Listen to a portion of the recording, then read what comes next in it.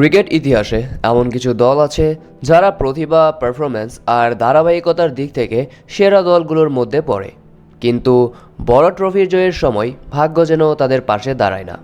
সেই তালিকায় একদম শীর্ষে আছে New Zealand national cricket team.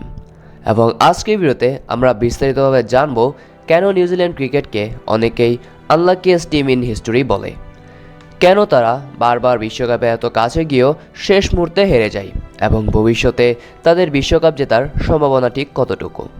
So without wasting any more time, let's start our today's video. প্রথমেই ফিরে যাই ক্রিকেটের সবচেয়ে নাটকীয় ফাইনালগুলোর একটি, 2019 ICC ODI cricket world cup final. এই ম্যাচটা হয়েছিল ইংল্যান্ডের ঐতিহাসিক স্টেডিয়াম লর্ডস ক্রিকেট গ্রাউন্ডে। নিউজিল্যান্ড প্রথমে ব্যাটিং করে 50 ওভারে 241 রান তোলে। বড় স্কোর না হলেও ফাইনাল ম্যাচে এটা ছিল ডিফেন্ড করার মতো একটি টোটাল। ইংল্যান্ড ব্যাট করতে নেমে ধীরে ধীরে ম্যাচটিকে নিজেদের খাতায় তুলে নেয়, কিন্তু শেষের ওভারে ম্যাচের নাটকীয়তা চরমে পৌঁছে যায়। আমরা দেখতে পাই শেষের 3 বলে ইংল্যান্ডের দরকার ছিল 9 রান।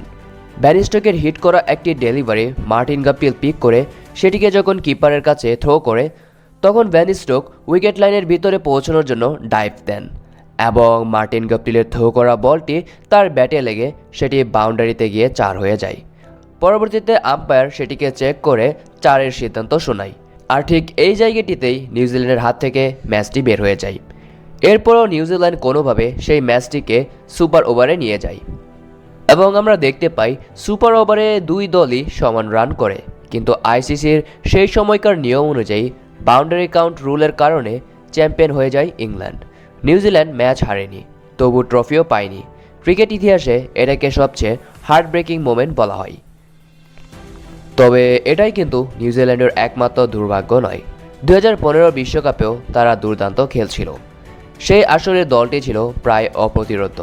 অধিনায়ক ছিলেন ব্র্যান্ডন ম্যাককালাম, যিনি পুরো টুর্নামেন্টে অ্যাগ্রেসিভ ক্রিকেট খেলেছিলেন। নিউজিল্যান্ড সেমিফাইনালে দক্ষিণ আফ্রিকার মতো শক্তিশালী দলকে হারিয়ে প্রথমবারের মতো বিশ্বকাপ ফাইনালে ওঠে। সেই ম্যাচে গ্রেট এলিয়টের শেষ ওভারের ছক্কা আজও ভক্তদের মনে আছে। কিন্তু ফাইনালে তাদের সামনে ছিল শক্তিশালী অস্ট্রেলিয়া ন্যাশনাল ক্রিকেট টিম সেই ম্যাচের শুরু থেকেই আধিপত্য দেখায় এবং শেষ পর্যন্ত নিউজিল্যান্ডকে হারিয়ে বিশ্বকাপ জিতে নেয়। অর্থাৎ টানা 2 বিশ্বকাপেই নিউজিল্যান্ড ফাইনালে গিয়ে থেমে যায়। তাহলে প্রশ্ন আসে, কেন নিউজিল্যান্ড এত ভালো খেলেও বিশ্বকাপ জিততে পারে না? প্রথম কারণ হলো ছোট ক্রিকেট দেশ হওয়া।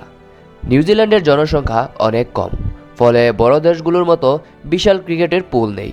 তবুও তারা নিয়মিত বিশ্ব ক্রিকেটে প্রতিনিধিত্ব করে যাচ্ছে। দ্বিতীয় কারণ হলো কি মোমেন্ট প্রেশার। নিউজিল্যান্ড অনেক সময় পুরো টুর্নামেন্টে দারুণ খেললেও ফাইনাল বা বড় ম্যাচের কয়েকটি মুহূর্তে তাদের বিরুদ্ধে চলে যায়। 2019 ফাইনালের বাউন্ডারি রুল তার সবচেয়ে বড় উদাহরণ। তৃতীয় কারণ হলো সুপারস্টার কালচারের অভাব। অস্ট্রেলিয়া, ভারত বা ইংল্যান্ডের মতো দলে অনেক বড় বড় ম্যাচ উইনার থাকে, তবে নিউজিল্যান্ডের ক্ষেত্রে সেটি দেখা যায় না। নিউজিল্যান্ড বরং টিম ইউনিট হিসেবে ভালো খেলে। তাদের দলে অনেক বড় খেলোয়াড় ছিল, যেমন Kane Williamson, Ross Taylor, Trent Boult, Tim Southee. তারা সব সময় কনসিস্টেন্ট, ডিসিপ্লিন ক্রিকেট খেলে, কিন্তু অনেক সময় এক্সপ্লোসিভ অ্যাডভান্টেজ পায় না। তবে একটা বিষয় মনে রাখতে হবে, নিউজিল্যান্ড কখনো বড় ট্রফি জিতেনি এমনও না। 2021 সালে তারা জিতেছিল ICC world test championship final. সেই ফাইনালে তারা শক্তিশালী ভারতকে হারিয়ে ইতিহাস গড়ে। এটা দেখিয়েছে যে বড় মঞ্চে জেতার ক্ষমতা তাদেরও আছে, শুধু দরকার কনসিস্টেন্সি এবং সেই মনোবল। এবং এইবার আইসিসি মেন্স টি20 ওয়ার্ল্ড কাপ 2026-এর ফাইনালে তারা মুখোমুখি হবে ভারতের বিপক্ষে।